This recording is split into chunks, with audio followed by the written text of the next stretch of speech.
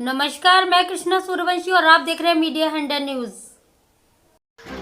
Agra Sanjay palace स्थित शहीद स्मारक पर किया हिंदूवादियों ने जोरदार कार्यक्रम। अंतर्राष्ट्रीय हिंदू महासंघ भारत ने चंद्रशेखर आजाद का मनाया बलिदान दिवस और कट्टर हिंदू शेर सुमित कटियार ने अपने विचारधाराओं से संबोधित किया और कहा, युवाओं में हिंदुत्व का जोश भरा।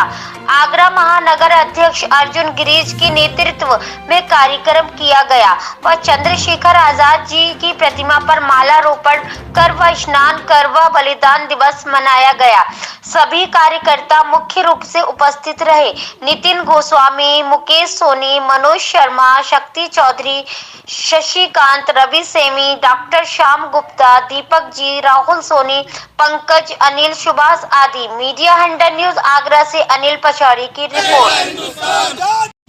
परिचय दे दें। सुमित कटियार, अंतर्राष्ट्रीय हिंदू महासंघ भारत का मैं प्रदेश अध्यक्ष हूँ।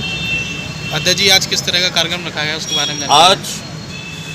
27 फरवरी 1931 को चंद्रशेखर आजाद इलाहाबाद के अंदर आनंद भवन में जवाहरलाल नेहरू से मिलने गए। उससे पहले वे महात्मा गांधी से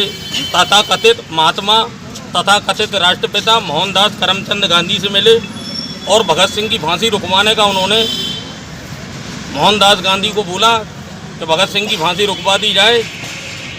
लेकिन उस तथाकथित महात्मा ने साफ इनकार कर दिया, जिसकी वजह से वे जवाहरलाल नेहरू के पास गए मिलने आनंद भवन में 27 फरवरी को और उनसे मुलाकात करके जवाहरलाल नेहरू से उन्होंने कहा कि सरदार भगत सिंह की फांसी, राजगुरु सुखदेव की फांसी को रोक दिया जाए।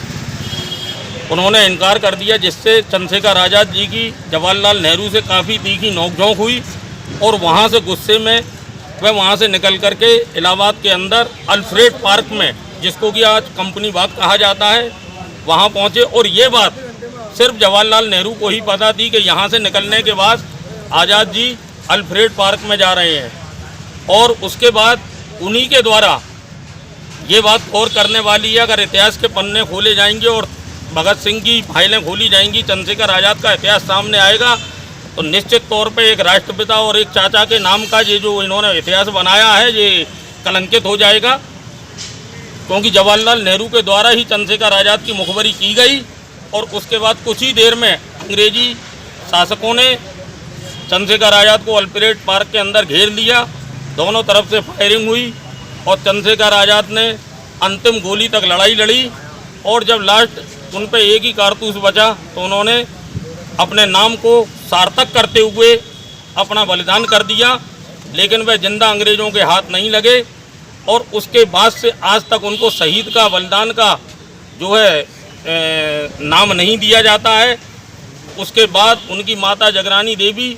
जिन्होंने कि जंगल के अंदर लकड़ियाँ बीन करके गुजारा करा और उनके बेटे को आतंकवादी बोला जाने लगा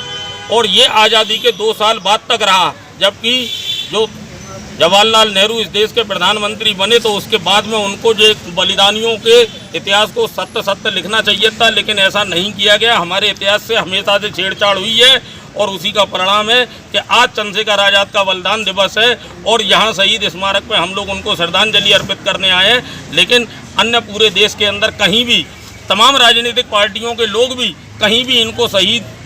का दर्जा नहीं मिला है, ना ही जो है इनको श्रद्धा सुमन अर्पित कर रहे हैं। तो मेरा तो अन्य राजनीतिक पार्टी के लोगों से भी यही कहना है कि वे अपने पूर्वजों को पहचाने, जिनकी द्वारा लड़ी गई लड़ाई की वजह से आज हम आज़ाद भारत में रह रहे हैं और चंद्रशेखर आज़ाद को आज हम श्रद्धा सुमन अर्पित करते हैं। और अच्छा, अपने पूर्वजों को पहचानने में जो जनता नहीं जान रही है, इसके बारे में आप क्या मुहिम चलाएंगे? इसके बारे में निश्चित तौर पर जो सच्चा इतिहास है हम लोगों को बीच में जा कर के बता रहे हैं, अपने कार्यक्रमों के द्वारा बता रहे हैं। छत्रपति शिवाजी महाराज का भी अभी हमने जन्म दिवस मनाया था और हम सब लोग एकत्रित हुए थे और जितने भी हमारे महान पूर्वज हैं उनकी जहाँ जहाँ भी आगरा के अंदर जहाँ जहाँ मूर्तियाँ लगी हैं, उत्तर प्रदेश में जहाँ जहाँ लगी हैं, वहाँ पर स्वच्छता अभियान चलाएँगे, पौधे रोपेंगे और उनके बलिदान दिवस और जन्म दिवस पर उनका कार्यक्रम करके उनके इतिहास के बारे में जनता के बीच में जाएंगे। सरकार से क्या कुछ कहना चाहेंगे? सरकार से यही कहना चाहेंगे कि इतने महान बलिदानी का चित्र भी संसद के अंदर होना चाहिए और उनका जो सच्चा इतिहास है, जिस तरह से सुभाष चंद्र बोस की फाइलें आज खोली जा रही हैं, कुछ फाइलें रोक दी गई हैं, तो मैं चाहूँगा कि सरदार भगत सिंह के मुकदमे की फाइल भी खोली जाए, और वो सच्चा इतिहास सामने जनता के लाया जाए। साथ ही चंद्रशेखर आज़ाद का जो इतिहास है वह भी जनता के सामने अक्षर भाई अक्षर आए। तो अगर ऐसा हो गया तो निश्चित तौर पे